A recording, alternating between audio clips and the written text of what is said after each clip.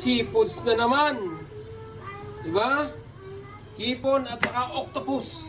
Tapos sile, 2 lata ng coconut milk. Ayan na ang ating gabi or taro leaves. Yan. Alam niyo na kung ano yan. Alam niyo na. So picky.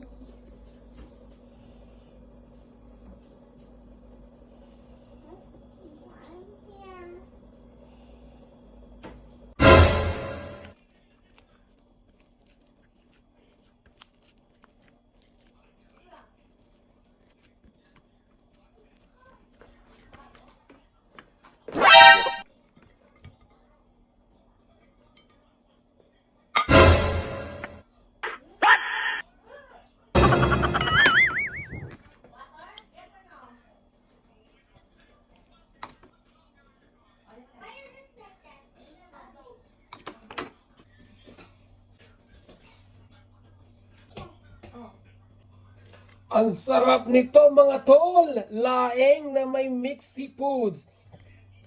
Lapang, lapang, lapang.